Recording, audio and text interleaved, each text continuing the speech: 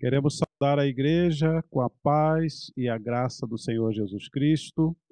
Sejam bem-vindos a este nosso tempo de culto, de louvor e adoração ao nome do Senhor. Então, que Deus esteja abençoando a sua casa, que Deus esteja abençoando a sua família. Se concentre neste momento de culto, invista esta hora para adorar ao Senhor na beleza da santidade dele. Deus abençoe, então, a sua vida, Deus abençoe também a sua casa e também a sua família. Vou fazer uma primeira oração, uma oração de invocação, preparando assim o nosso coração para este momento. Vamos orar então? Senhor, nós queremos pedir a tua bênção para este momento de culto. Nós queremos invocar, ó Deus, o teu nome para este momento. Ó Deus, nós queremos pedir que o Senhor nos abençoe, que seja, ó Deus, um culto consagrado ao Senhor. Que possamos, ó Deus, adorar ao Senhor na beleza da tua santidade. Ó Deus, que o nosso coração esteja harmonizado, ó Deus, com o teu coração e com o coração daqueles que cultuam conosco, ó Pai. E que nós também possamos receber no nosso coração a tua palavra. Nós oramos a Deus pedindo estas bênçãos em nome de Cristo. Amém. Meus irmãos e irmãs, nós estamos entrando nesse novo mês de setembro, e nós estamos começando hoje uma nova série e vamos falar sobre saudade. Esse é o tema da nossa série. Vamos falar sobre essa palavra, que é uma palavra muito característica da língua portuguesa, que é uma palavra que exprime todo o sentimento que nós estamos desenvolvendo nesses dias. É muito comum nós conversarmos uns com os outros e nós falarmos da saudade que nós sentimos de estarmos na igreja, de estarmos em comunhão uns com os outros.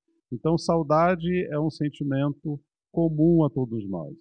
O nosso grande desafio nesse período é que a nossa saudade não produza em nós desalento, mas que a saudade produza em nós esperança.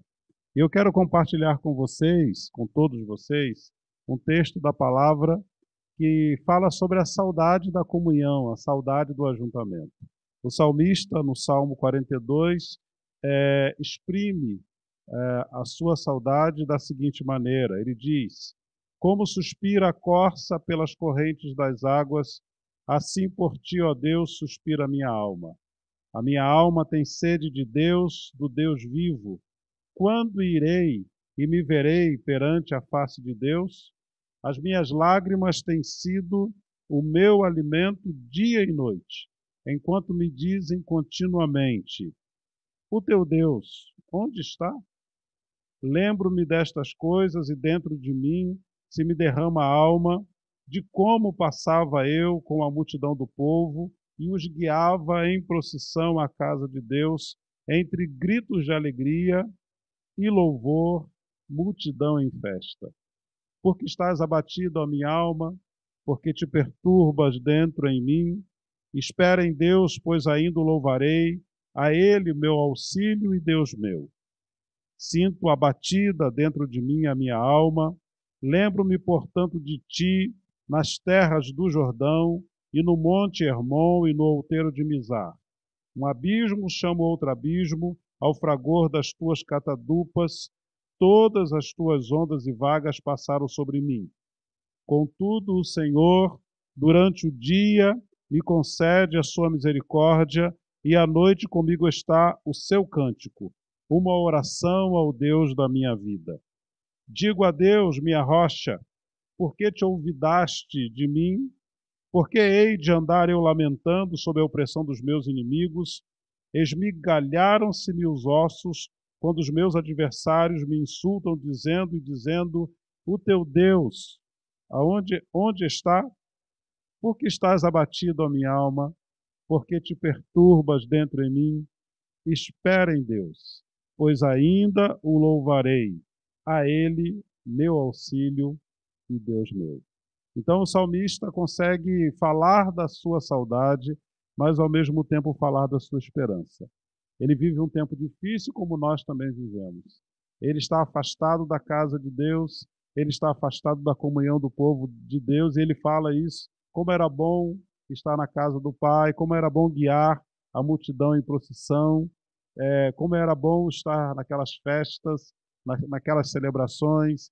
Então, o mesmo sentimento do salmista é o nosso sentimento, mas ele vai repetindo ao longo do salmo: porque estás abatido a minha alma, porque te perturbas dentro em mim, espera em Deus, pois ainda o louvarei, a Ele meu auxílio e Deus meu. Então vamos, meus irmãos, minhas irmãs, vamos ter a certeza, a convicção e a esperança de que o Senhor vai mudar a nossa sorte e de que daqui em breve nós estaremos juntos celebrando presencialmente ao Senhor, adorando ao Senhor na beleza da santidade dele.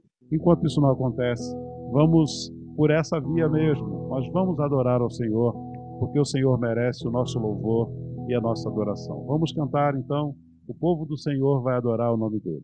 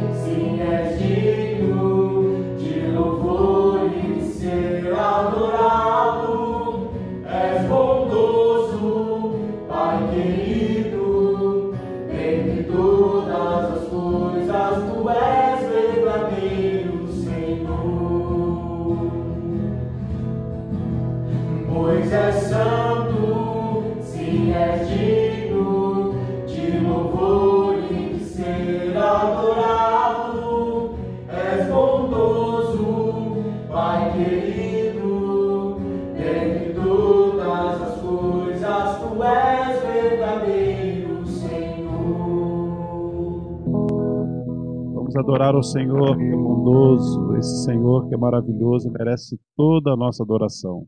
Flavinha vai nos guiar nessa oração de adoração. Pai, eu quero te agradecer porque o Senhor nos permite estar aqui, ó Pai, cantando das tuas obras, ó Pai, louvando a Ti, Senhor. E eu quero te pedir, ó Pai, que este culto seja para a Tua honra e para a Tua glória, Pai. Que possamos levar o Teu louvor, a Tua palavra para aqueles que estão em suas casas, Senhor Deus, com suas famílias. Eu te peço, ó Pai, que o Senhor também não nos deixe esquecer que o Senhor é quem nos sustenta, ó Pai, que apesar de todas as circunstâncias, o Senhor está nos fortalecendo e o Senhor é a nossa esperança, Pai. Obrigado por tudo. Em nome de Jesus, amém. Amém. Quando eu falo que a saudade é uma palavra própria da língua portuguesa, eu quero dizer que, através de uma única palavra, nós conseguimos expressar um sentimento profundo. Por exemplo, se a nossa língua a pátria não fosse a língua portuguesa, nós precisaríamos de muitas palavras para explicar o que a palavra saudade já explica. Por exemplo, explicando o que é a saudade.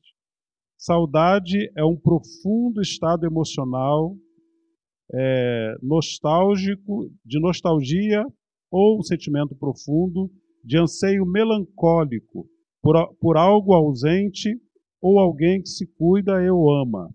Além disso, muitas vezes carrega um conhecimento reprimido de que o objeto de desejo nunca mais seria tido. É a lembrança de sentimentos, experiências, lugares ou eventos que antes traziam excitação, prazer e bem-estar, que agora acionam os sentidos e fazem a pessoa sentir a dor da separação dessas sensações alegres. No entanto, reconhece que ansiar pelo passado prejudicaria a empolgação que você sente em relação ao futuro. Saudade descreve feliz e triste ao mesmo tempo, o que é mais intimamente traduzido para a expressão inglesa amargo doce. Então, quem não tem a língua portuguesa como língua de referência, precisa explicar muito para compreender o sentido da palavra saudade. Então, saudade é um profundo estado emocional de nostálgico ou profundo anseio melancólico por algo ausente ou por alguém ausente. Então, nós estamos sentindo saudade. Nós estamos experimentando este sentimento profundo e nostálgico pela ausência uns dos outros, pela convivência que nós tínhamos, a oportunidade que nós tínhamos de estar na igreja, os nossos cultos, as nossas celebrações. Então nós estamos sentindo saudade. Mas essa saudade, pelo que nós estamos vendo no conteúdo bíblico, ela não é orientada pelo desânimo, pelo desamparo ou pelo desespero, mas especialmente pela esperança. E o salmista, através de um outro salmo, exprime este sentimento de saudade, desta vez aqui, a partir do salmo de número 84, o salmista diz assim: Quão amáveis são os teus tabernáculos, Senhor dos exércitos! A minha alma suspira e desfalece pelos átrios do Senhor. O meu coração e a minha carne exultam pelo Deus vivo. O pardal encontrou casa e a andorinha ninho para si, onde acolho seus filhotes. Eu, os teus altares, Senhor dos exércitos, Rei meu e Deus meu. Bem-aventurados os que habitam em tua casa, louvam-te perpetuamente.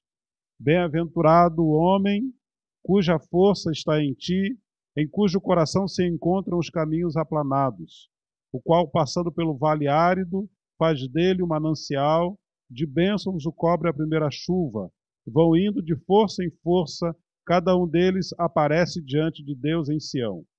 Senhor, Deus dos exércitos, escuta minha oração, presta ouvidos, ó Deus de Jacó, olha, ó Deus, escudo nosso, e contempla o rosto do teu ungido. Pois um dia nos teus átrios vale mais que 1000, prefiro estar à porta da casa do meu Deus a permanecer nas tendas da perversidade. Porque o Senhor Deus é sol e escudo, o Senhor dá graça e glória, nenhum bem sonega aos que andam retamente. Ó Senhor dos exércitos, feliz o homem que em ti confia.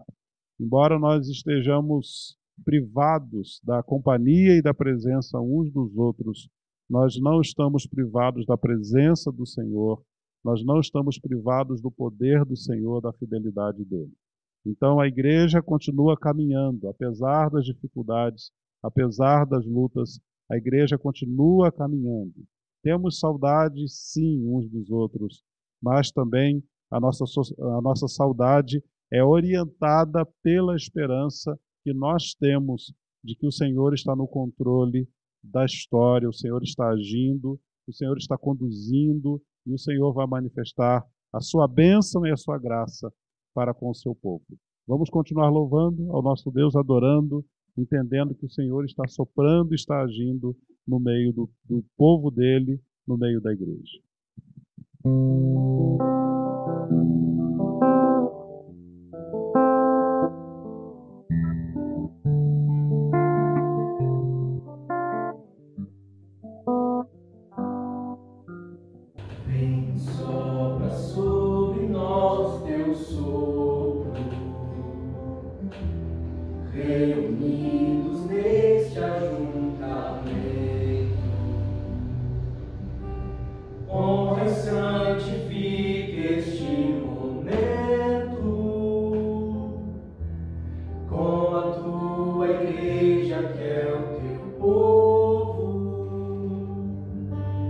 faz teu rio de paz correr no meio destes que com fé vem bendizer-te, e a uma voz oferecer-te teus louvores, súplicas e anseios. Vem, sopra sobre nós teu sopro, reunidos neste ajuntamento. Honra e santifica este momento com a tua igreja que é o teu povo. Faz teu rio de paz correr no meio destes que com fé vem bendizer-te, e a uma voz oferecer-te teus louvores, súplicas e anseios. Tu és o Senhor de toda a história, hoje, sempre, como foste outrora, no correr da história, revelando seu amor. Deus bendito, Rei e Salvador. Deus bendito, Rei e Salvador. Tu és o Senhor de toda a glória, hoje, sempre, como foste outrora,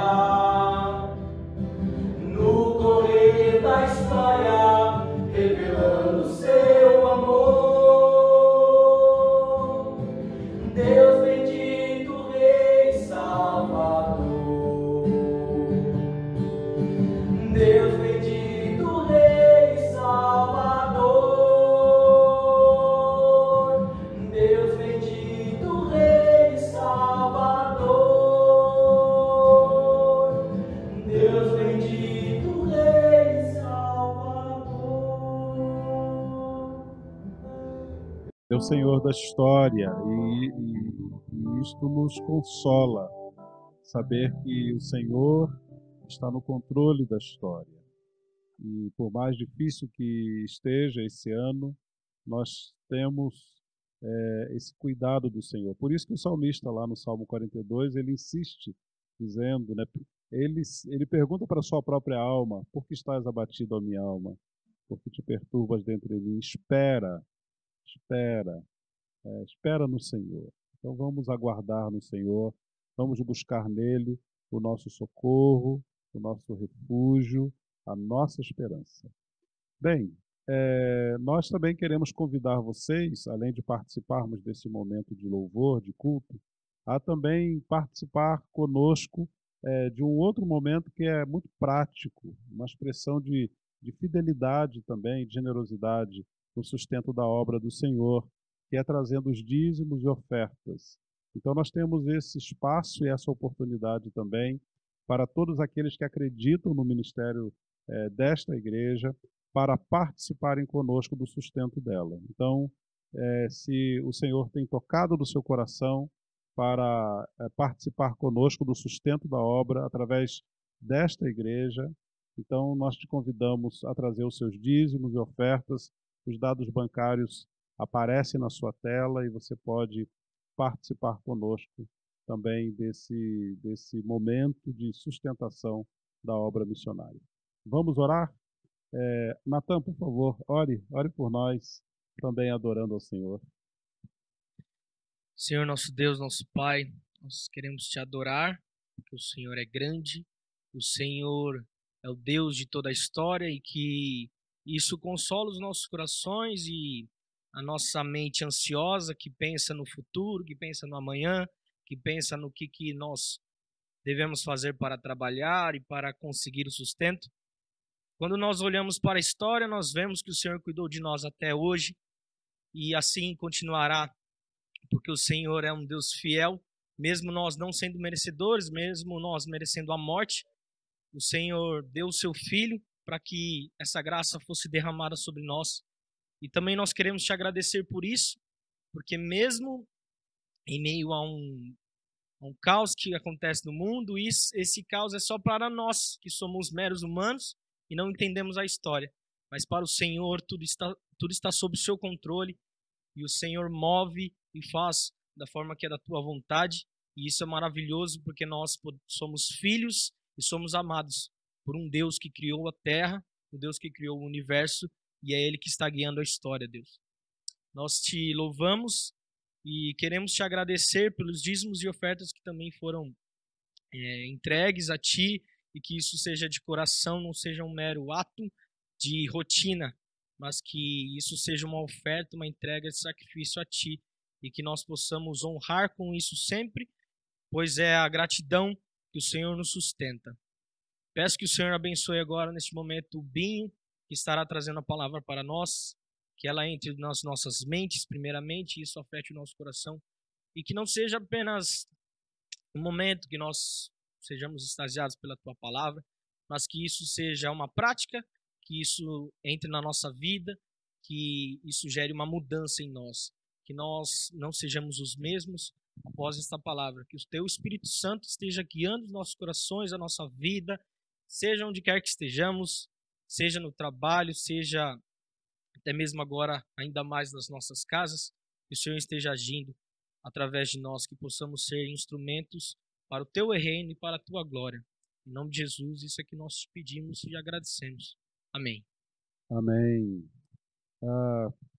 Quero compartilhar com vocês uma expressão muito característica do apóstolo João. Mas antes de falar sobre essa expressão do apóstolo João, eu quero dizer para todos que, apesar dos pesares, o ano de 2020 tem sido bom para algumas pessoas.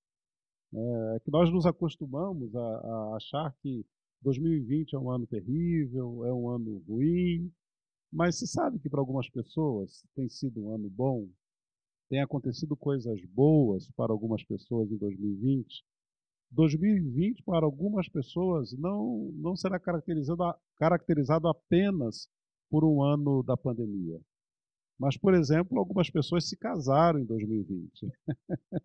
Apesar de toda a dificuldade, né, de alguns casamentos virtuais, né, transmissão de casamento, ou casamento só no cartório, algumas pessoas casaram em 2020. Outras pessoas tiveram filhos em 2020. Crianças estão nascendo neste ano de 2020. E algumas famílias estão alegres por este acontecimento. Outras pessoas estão vivendo outras experiências boas, colocação profissional, situações que têm acontecido na dinâmica familiar. Então, assim, 2020 não tem sido somente um ano ruim, tem sido também um ano bom, né? Para muitas pessoas, algumas delas estão, inclusive, nos acompanhando na transmissão de hoje, né? Então, não dá para nós falarmos que 2020 foi só um ano ruim. Foi um ano bom, foi um ano, com certeza, alegre para algumas pessoas. O termo de João a que eu me referi, João repete esse termo tanto nas cartas como no Evangelho, por isso que me chama a atenção, quando ele fala para que a alegria seja completa. Essas pessoas, com certeza, têm o ano de 2020 como um ano não só ruim, mas bom em determinado aspecto. Mas elas também sabem que foi um ano difícil, né? Então, é como se a nossa alegria nesse ano 2020 não estivesse ainda completa, né? Porque a gente está vivendo uma pandemia, estamos vivendo um problema mundial, muitas pessoas estão morrendo, né? Outras coisas boas acontecendo. Então, João repete essa expressão, e essa expressão me chama muito a atenção. Parece que na medida que João vai repetindo essa expressão, ela quase soa como uma prece. E eu quero colocá-la exatamente dessa maneira, como se fosse uma prece, como se fosse uma oração, como se fosse um pedido a Deus. Deus, que a nossa alegria seja completa. Que neste ano de 2020, que a nossa alegria seja completa. Que o Senhor nos ajude a ter essa alegria plena, essa alegria completa. E aí eu quero pegar três textos em que João fala a respeito, usa essa expressão, para compreender a partir de João em que a nossa alegria deve ser completa. E aí João diz que a nossa alegria, Senhor, seja completa na comunhão dos santos. Por exemplo, 2 João, capítulo 1, versículo 12, João diz assim para a igreja que recebe a sua carta: ainda tinha muitas coisas que vos escrever. Não quis fazê-lo com papel e tinta, pois espero ir ter convosco e conversaremos de viva voz para que a nossa alegria seja completa. Conversamos sobre essa carta na quinta-feira retrasada. E nós vimos que a preocupação de João nessa carta é alertar, aliás, a igreja contra os falsos mestres. A brevidade da carta é uma carta muito curta, muito pequena. A brevidade da carta se justifica no desejo de João de não conversar por carta, não tratar de todos os assuntos por carta, não esgotar todos os assuntos por uma carta, mas ele queria estar pessoalmente com aqueles irmãos. Ele queria conversar, ele queria fazer um ajuntamento com aqueles irmãos. Ele não queria conversar através de um meio de comunicação, mas ele queria, olho no olho, estar na presença daqueles irmãos, poder conversar com eles, poder abraçá-los, poder beijá-los, poder conviver com eles. Eu penso que essa expressão de João fala muito daquilo que nós estamos vivendo, né? Nós estamos conversando agora, não através de carta, mas através de um aplicativo, através de uma transmissão, através da internet. Então, Deus, que a nossa alegria seja completa na comunhão. Então, nós fazemos dessa expressão exatamente essa prece. Nós sabemos que a internet cumpre o seu papel, nós sabemos que os meios, né, cumprem muito bem um papel de comunicação, mas isso tem sido insuficiente para nós. Nós entendemos que, e nós estamos experimentando isso na pele, de que nada substitui a nossa comunhão. Daqui a pouco, quando acabar essa transmissão, cada um de nós desligaremos os nossos aparelhos, seja os nossos celulares, os nossos smartphones ou as nossas TVs, e aí nos descobriremos no máximo em família. Não teremos aquela extensão da comunhão, não teremos aquele momento de conversar uns com os outros, de trocarmos ideias, de sabermos como vai a vida, de podermos ir lá para trás e comermos uma pipoca e tomarmos um suco e compartilharmos e estendermos e nos alimentarmos da comunhão. Então João entende exatamente isso. João entende que a alegria é completa na presença, né? É estarmos presentes na vida uns dos outros, é não termos medo de nos tocarmos por conta da contaminação, de conversarmos sem máscara com medo da contaminação. Então a nossa alegria é completa na comunhão, na presença física, no olho, no abraço, no ósculo santo. Então João faz essa prece: Senhor, que a nossa alegria seja completa na comunhão dos santos. Mas João também usa a sua expressão em outro momento, no Evangelho agora. E João entende que a alegria é completa na obediência de Cristo.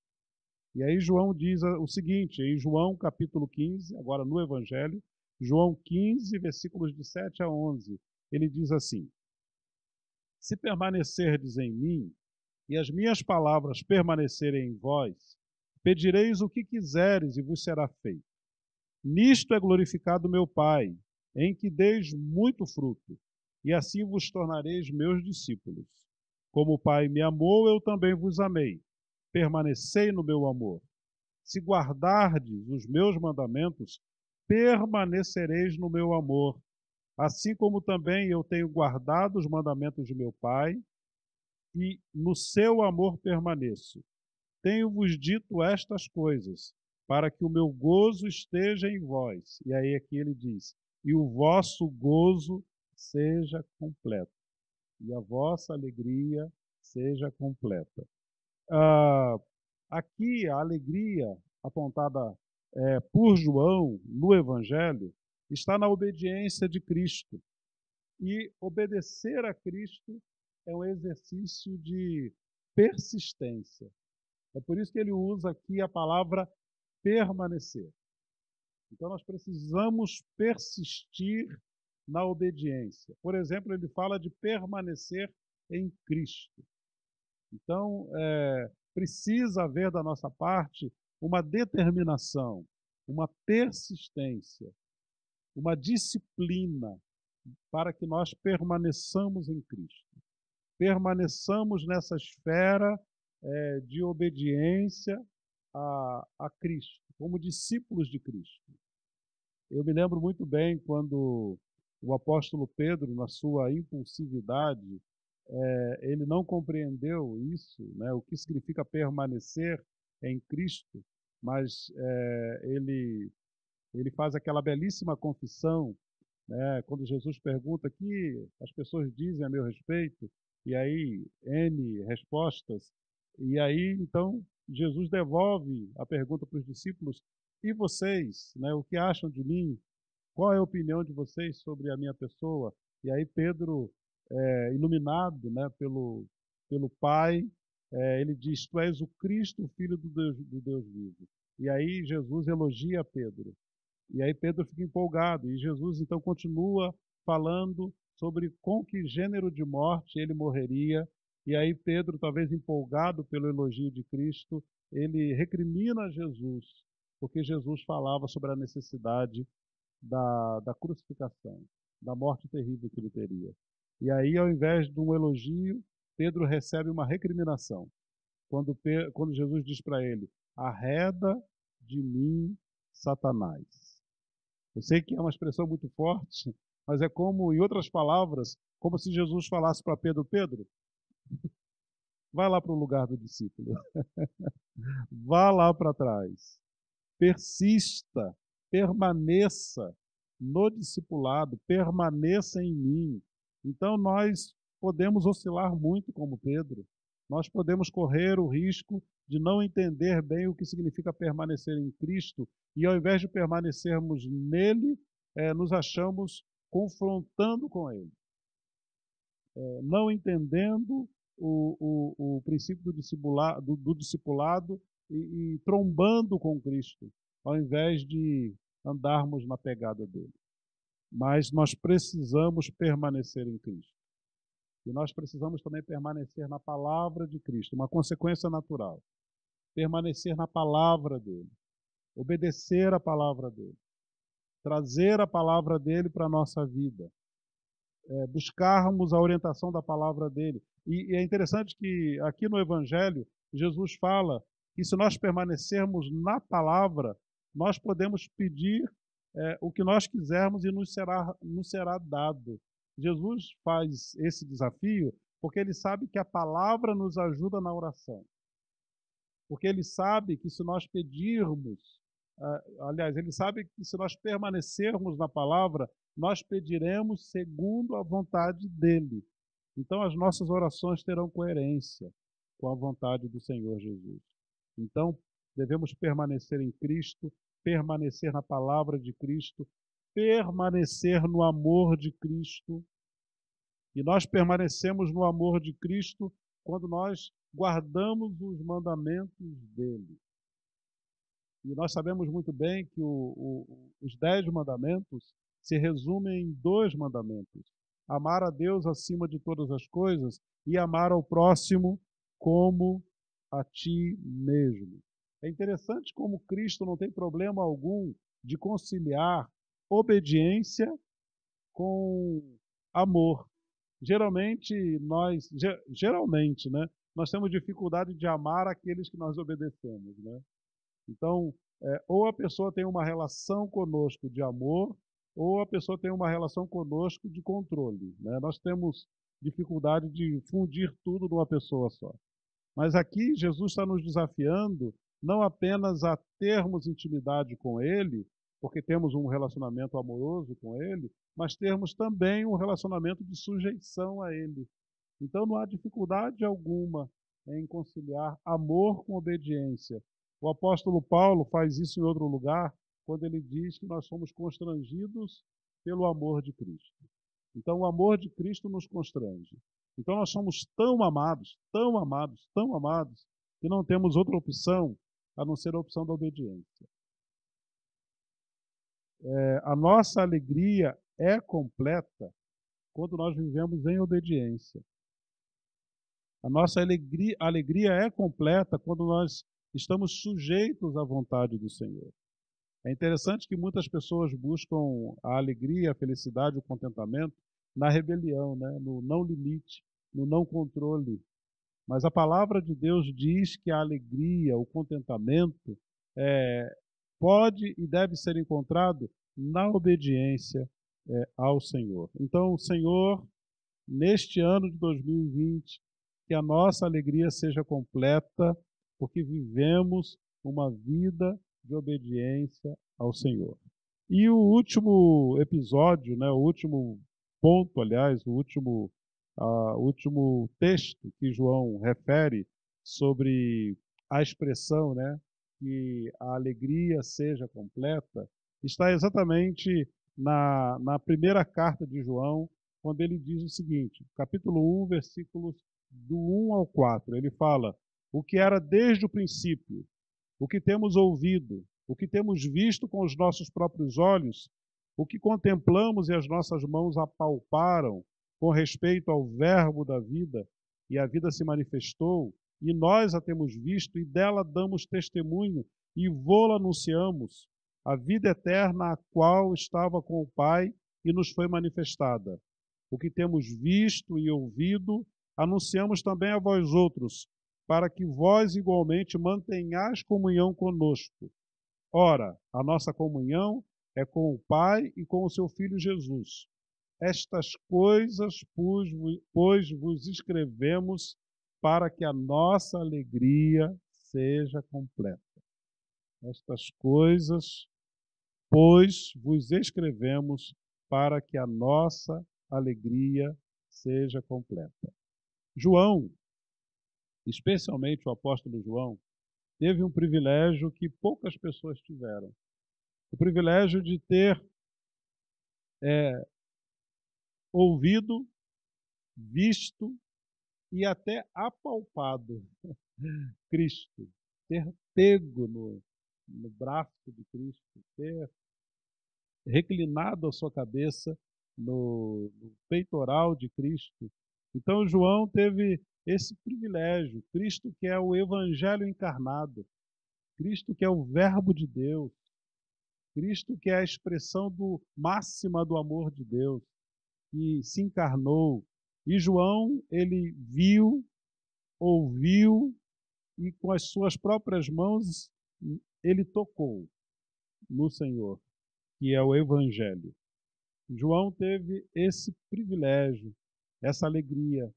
João teve essa experiência. O que ele está dizendo para nós aqui é que ele não está retendo esse privilégio, mas, na verdade, ele compartilha. Ele está compartilhando o privilégio que ele teve. Aquilo que ele recebeu, ele também distribui. Ele fala conosco, ele compartilha conosco as suas próprias experiências. E o texto está nos desafiando também. É claro que o nosso privilégio não é o privilégio de João, né? Nós nos apropriamos de Cristo pela fé, mas nós temos Cristo na nossa vida, ele habita no nosso coração através do Espírito. E a questão que João levanta para nós o que nós estamos fazendo com esse privilégio. Será que nós estamos compartilhando esse privilégio? Será que nós estamos proclamando este evangelho? E aí o princípio é que a nossa alegria seja completa no compartilhamento do evangelho. Porque esta é a natureza da igreja. João, ele tem essa proximidade com Cristo. João tem essa experiência com Cristo. João compartilha essa experiência para que ao redor do evangelho se construa um ajuntamento, que é um ajuntamento diferente de qualquer outro ajuntamento. O ajuntamento da igreja é um ajuntamento onde pessoas se reúnem, mas onde pessoas se reúnem diante de Deus. Então é um relacionamento misterioso, místico, grandioso. E João está nos estimulando a isso, que a nossa experiência, que a graça que nos alcançou, a graça que nos tocou, que essa graça agora seja convertida em missão e que nós possamos proclamar para as pessoas e uma vez alcançadas pelo Evangelho, essas pessoas a quem nós proclamamos possam comungar conosco. É essa a dinâmica de João. Me faz lembrar uma canção antiga, não é do tempo de vocês, mas é do grupo Logos, e a música diz: vai contar ao povo que Jesus por ti um dia fez. E aí ele fala assim, na parte final: só então os teus amigos, transformados em irmãos, galardões eternos lá no céu terão. Então, quantos amigos nós temos que ainda pela graça não foram tocados e pela graça ainda não podem ser chamados por nós de irmãos? O desafio de João é esse. A nossa alegria é completa nisso. A igreja não se alegra se ela não compartilhar do Evangelho, se ela não proclamar o Evangelho. A igreja não tem propósito se ela não vive para a proclamação do Evangelho. Então, que a nossa alegria seja completa também nisso. Nesse compromisso de compartilhar com as pessoas o Evangelho, para que então muitos dos nossos amigos, pela graça, sejam transformados em irmãos. Então, o que eu quero dizer com tudo isso é que o ano de 2020 tem sido um ano difícil, talvez para a grande maioria das pessoas, mas para algumas pessoas não. Mas mesmo para essas pessoas, né, que têm vivido momentos alegres, elas sabem que a alegria não é completa.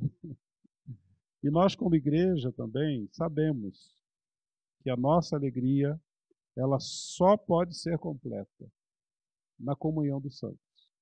Nós sabemos disso. E nós esperamos quando o Senhor vai nos possibilitar este reencontro, porque a nossa alegria é completa na comunhão dos santos. A nossa alegria é completa na obediência de Cristo. E a nossa alegria também é completa no compartilhamento do Evangelho. Então, meu desejo, a minha oração junto com o João, é que a nossa alegria seja completa. Nós vamos cantar agora uma canção, e essa canção ela é também uma oração, e nessa oração nós pedimos que o Senhor fortaleça a igreja dele. Você conhece essa canção? Então cante conosco. Renova, Deus.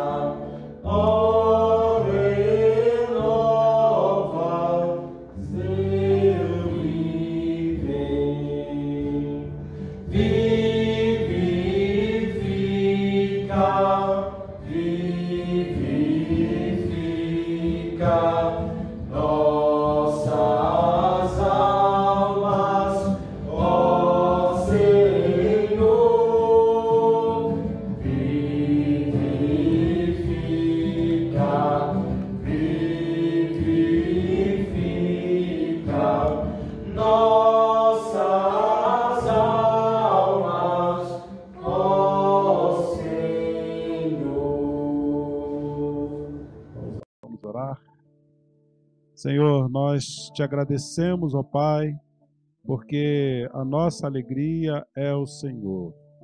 Nós nos alegramos por isso, ó Deus. O Senhor é a fonte da nossa alegria. E o Senhor sabe, ó Deus, que a nossa alegria está na comunhão. O Senhor sabe que a nossa alegria está na obediência. E o Senhor sabe que a nossa alegria está no compartilhamento do Evangelho. Por isso nós pedimos que o Senhor fortaleça a tua igreja e que o Senhor abençoe, ó Deus, a tua igreja. Ó Pai, com estas bênçãos apontadas por João, que o Senhor abençoe a tua igreja, ó Deus, com a oportunidade de estarmos em comunhão no aspecto presencial. Que o Senhor abençoe a tua igreja, ó Deus, convencendo a tua igreja, através do teu Espírito, ó Deus, a uma vida de obediência. E que o Senhor abençoe a tua igreja também, ó Deus, com o senso de missão que é tão necessário para a proclamação do Evangelho. Nós, ó Deus, pedimos estas bênçãos, pedimos a bênção do Senhor sobre o teu povo, sobre a igreja presbiteriana de Vila Hortência e sobre todas as demais igrejas, ó Deus, que comungam da mesma fé, ó Deus, essa fé que nós proclamamos hoje à noite pela tua palavra. Nós, ó Deus, oramos pedindo estas bênçãos, ó Deus, mas também agradecendo por aquilo que o Senhor tem feito na nossa vida. Nós oramos, ó Pai, em o nome do nosso Senhor Jesus Cristo. E assim, irmãos e irmãs, que a graça do Senhor, que o amor de Deus, o nosso Pai, e que a comunhão do Espírito Santo sejam sobre nós e sobre nós permaneçam hoje pelos séculos dos séculos. Amém? Deus abençoe. Até uma próxima oportunidade.